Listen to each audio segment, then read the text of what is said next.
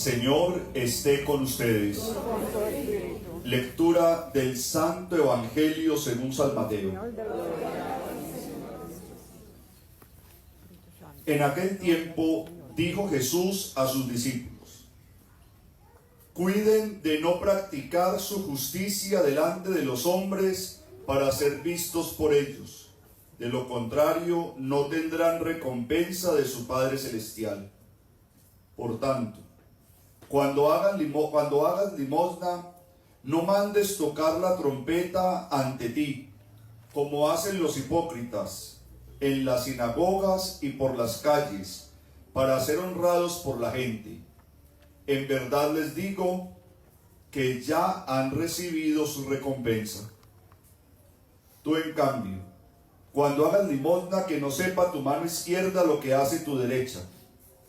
Así tu limosna quedará en secreto, y tu Padre que ve en lo secreto te recompensará. Cuando oren, no sean como los hipócritas, a quienes les gusta orar de pie en las sinagogas y en las esquinas de las plazas, para que los vean los hombres. En verdad les digo que ya han recibido su paga. Tú, en cambio, cuando ores, entra en tu casa, en tu habitación, cierra la puerta y ora a tu Padre que está en lo secreto, y tu Padre que ve en lo secreto te lo recompensará.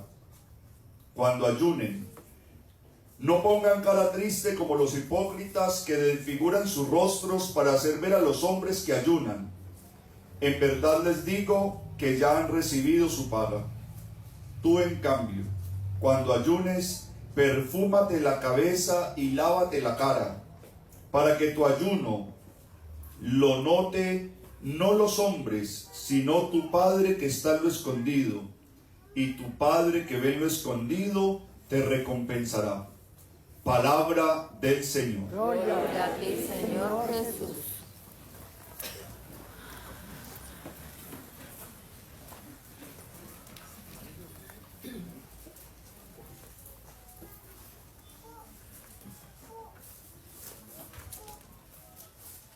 Ustedes con esta Eucaristía dan inicio al tiempo de la Cuaresma, que es un tiempo muy especial en la Iglesia porque nos permite entrar en revisión constante de nosotros mismos. Miren que es muy particular porque todo el tiempo nosotros estamos hablando de cómo ayudar al otro, qué hacer por el otro, amar al otro, servir al otro. Y la Iglesia nos presenta el tiempo de la Cuaresma en un primer momento para centrarnos en nosotros mismos, para hacer revisión de nuestra propia vida. Acuérdense lo que decía el Evangelio del domingo: de la abundancia del corazón hablan los labios. No puedo dar de lo que no tengo. Si yo estoy lleno de Dios, voy a entregar presencia de Dios. Si aquí hay amor propio, voy a poder amar con verdad. Si aquí hay paz, voy a brindar paz.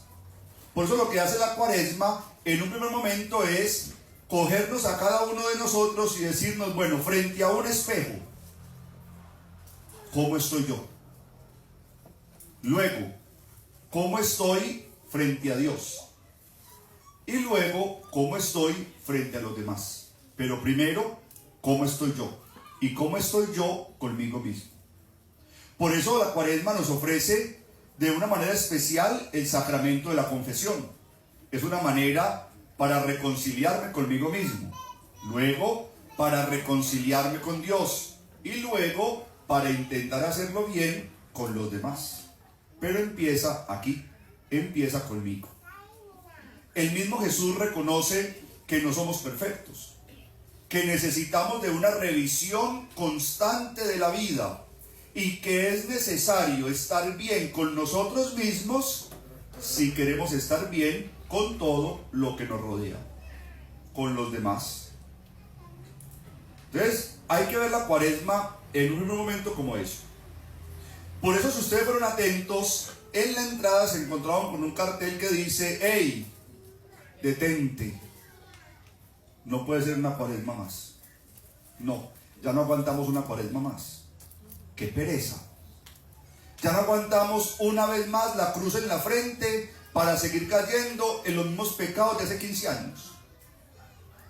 Ya no aguantamos una vez más la cruz en la frente para seguir murmurando de todo el mundo como lo hacemos a diario. No, no puede ser una cuaresma más. Yo tengo que pensar, esa cruz que me voy a poner en la frente va a ir acompañada de qué compromiso. ¿A qué le voy a trabajar? Y por eso el domingo pasado les decía, pensemos en los compromisos que hicimos el 31 de diciembre. Muchos de ellos ya se esfumaron. ¿Por qué no los retomamos? Si el 31 de diciembre uno tiene todo el deseo del mundo de un nuevo año mejor, de una vida mejor, de una mejor versión de nosotros mismos. Entonces, ¿por qué no retomamos esos compromisos y los seguimos, pero de la mano de Dios? A ver si podemos lograr esa mejor versión de nosotros mismos. Entonces, la cuaresma lo que hace es marcarnos un camino y ponernos como peregrinos, pero peregrinos hacia una plenitud de la propia vida, de la mano de Dios. Por eso es el lema que vamos a trabajar este año. Bueno, no se ve bien por la mesa, pero el lema, que es el mismo lema del Papa con el jubileo: peregrinos de la esperanza. Hoy empezamos un camino, pero no nos puede pasar que no sepamos a dónde queremos llegar. Porque como dice el dicho, cuando el barco no sabe para dónde va, cualquier puerto le sirve. Cuando el peregrino no sabe a dónde quiere llegar, en cualquier momento del camino lo puede considerar como su punto de llegada. ¿A dónde queremos llegar? Queremos llegar a Dios. Que sería lo mismo que decir, queremos llegar a una vida santa. O también podríamos decir, a la mejor versión de nosotros mismos. Y eso lo vamos a lograr en una vida espiritual. Por eso el profeta Joel, en la primera lectura, comienza contándonos cómo era el obrar de la gente judía en el Antiguo Testamento. ¿Qué hacía un judío cuando cometía un pecado o cuando lo escandalizaba un pecado? Hacía dos cosas. Lo primero que hacía era que se tiraba a una montaña de ceniza y ahí se envolvía por completo de ceniza y permanecía el día entero cubierto de ceniza. Y estamos hablando de un lugar desértico. ¿Cómo era el calor? ¿Cuántos efectos traía la ceniza en la piel de la persona? ¿Cómo sería el sofoco?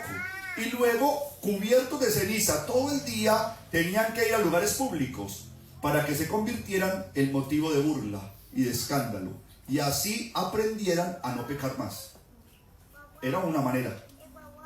Pero luego nos dice también que cuando alguien cometía un pecado y ese pecado lo escandalizaba, entonces se rasgaban las vestiduras. Como cuando uno dice, no, no puedo más con esto. ¿Qué es eso tan horrible? Ellos no les cogían la cabeza como nosotros. Ellos se rasgaban las vestiduras. Y entonces con rasgarse las vestiduras o con untarse de ceniza, se nos perdonó el pecado. Era muy fácil. Padre, es que fui infiel. Ah, pues yo me cubro de ceniza. Ya. Hay unos que no podían salir de la ceniza. Padre, yo cometí ese pecado, pero no, yo me rasgo las vestiduras. Y entonces, cuantas vestiduras tenga, usted puede pecar. Era muy fácil. Por eso llega el profeta Joel y dice, venga, cambiemos la práctica. Cambiemos la práctica. No se rasgue las vestiduras, rásguese el corazón.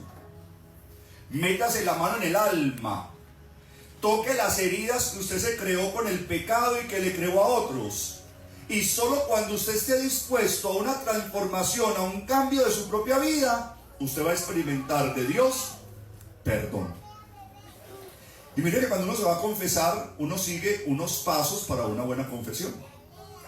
Entre los pasos para la buena confesión está la contrición de corazón, es decir, un dolor del alma por haber cometido ese pecado.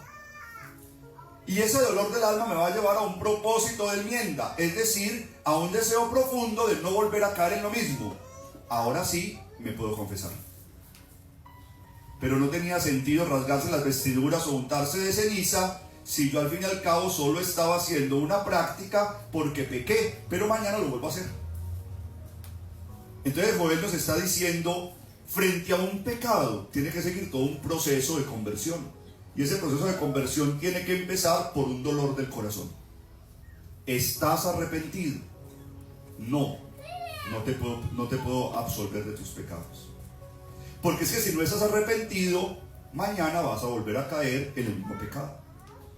Padre, ¿y qué me asegura a mí que si yo estoy arrepentido no voy a volver a caer? No asegura nada, pero al menos está la intención hoy de no volver a caer.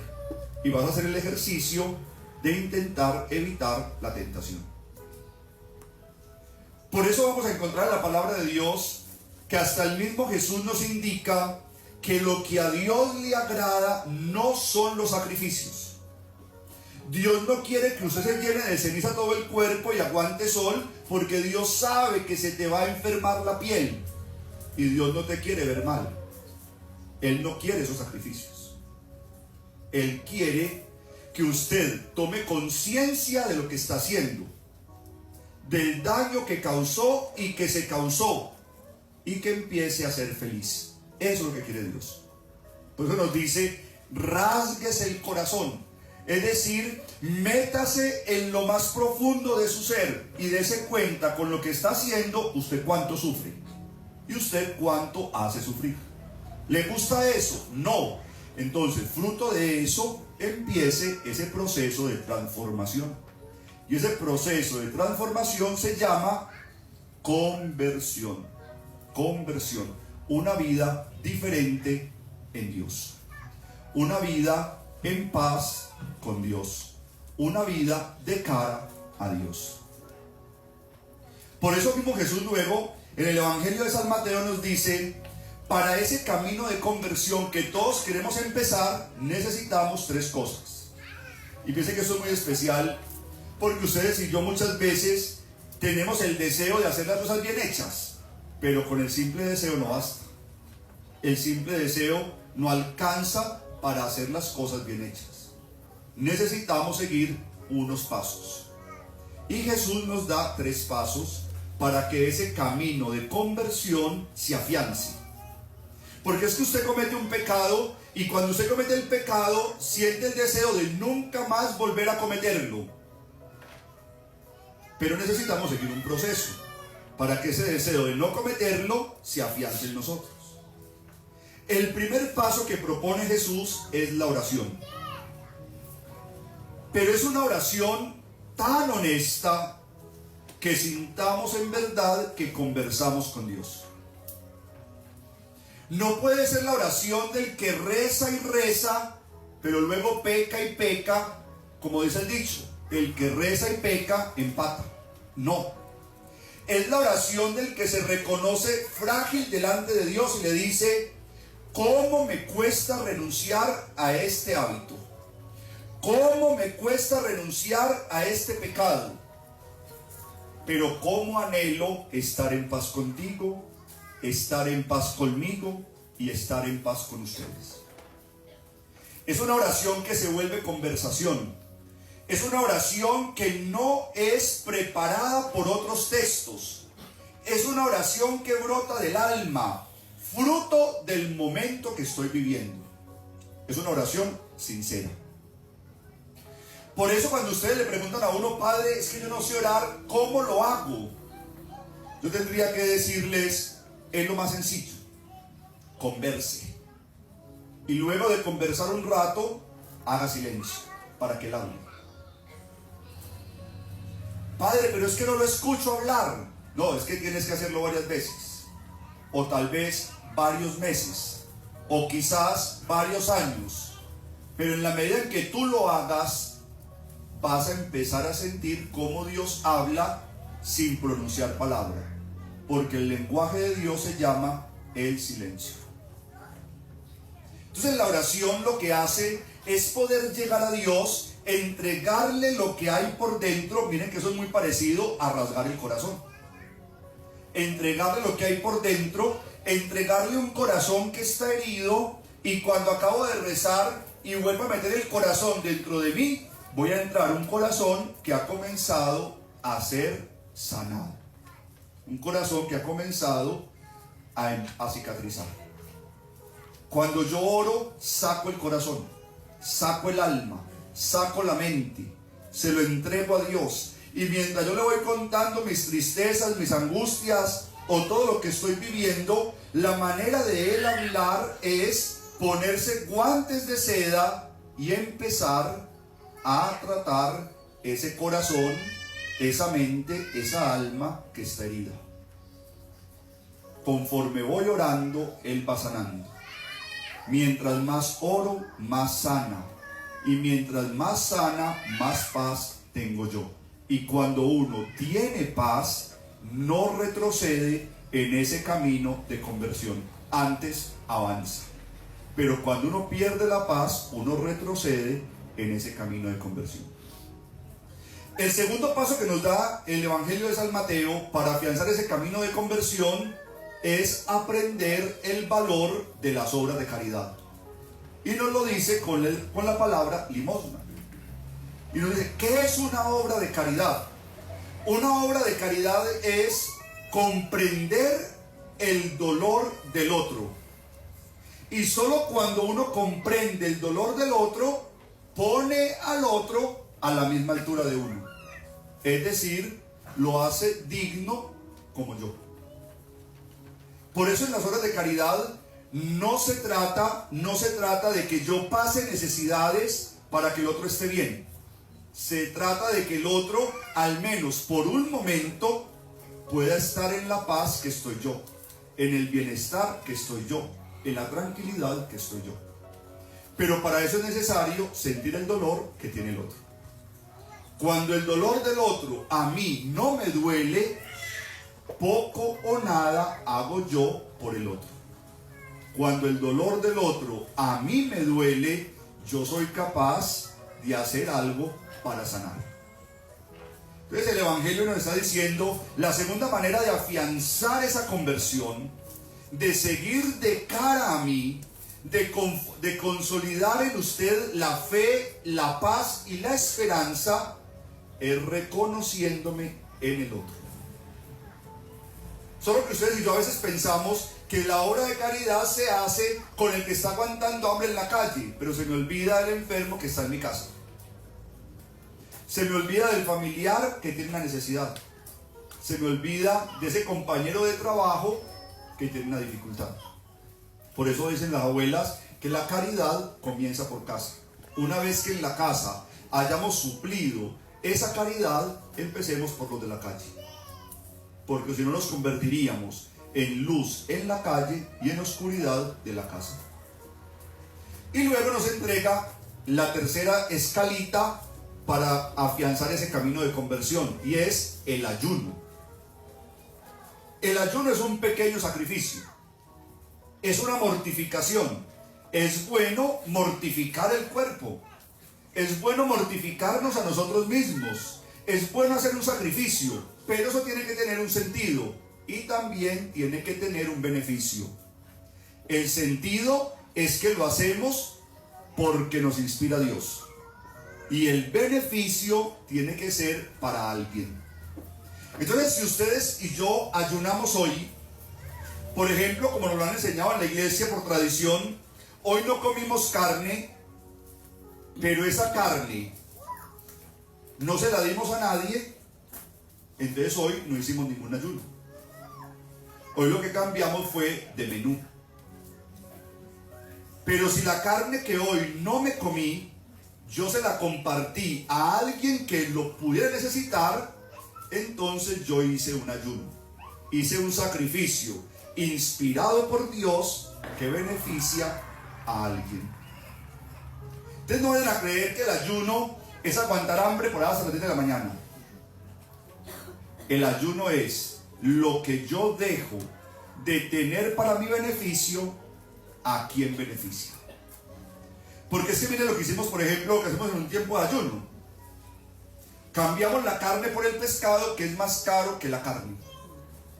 Antes lo que hicimos fue tener un gasto adicional en la canasta familiar, en un tiempo tan difícil como en el que estamos viviendo. Padre, y entonces si yo me hago el propósito de que la media mañana de mañana, que yo no la perdono, siempre me compro una frutica o me compro un pastelito, mañana no lo voy a comprar, pero voy a invitar a un compañero que yo sé que pasa necesidades a que se tome una buena media mañana, del valor del que yo me la tomo. Eso se llama ayunar. Lo que yo me privo, ¿a quién beneficia? Hay un sacrificio que beneficia. Pero padre, no, sabe que yo tomé la decisión más bien de que yo sí me voy a tomar la media mañana porque es que va a hacer mucha falta. Pero además voy a invitar a mi compañero a tomar la media mañana. Ya eso no es ayuno, es una obra de caridad. Puse al otro a la misma altura que yo. Hice una obra de caridad, pero no hice un ayuno. Porque el ayuno lleva consigo una cuota de sacrificio. Miren que muchas veces lo hemos llamado aquí sacrificio por amor. Sacrificio por amor. Entonces, hermanos, hoy miércoles de ceniza, a eso nos llama el Señor. A tener prácticas con sentido espiritual. A tener prácticas que beneficien a aquellos en quien vemos el rostro de Cristo.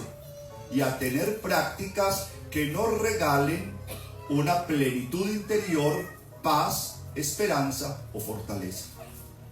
No hagan las cosas porque sí. Háganlas porque son inspirados por Dios y porque tienen un beneficio para quien lo está necesitando. Iniciemos entonces este camino. Empecemos esta peregrinación.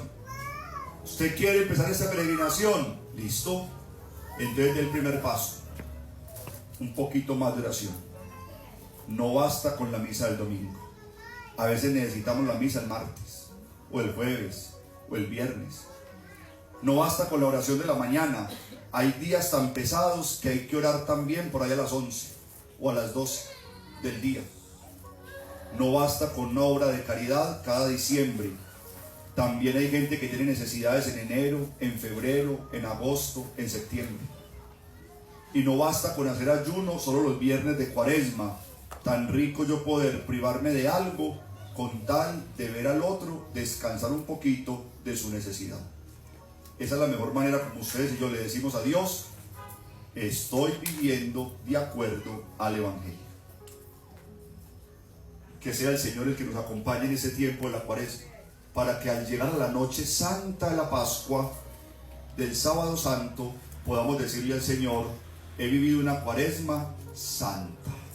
He pecado, pero he vivido una Cuaresma santa, porque usted me motivó y porque beneficié a los hermanos, y ahí terminé encontrando un beneficio personal.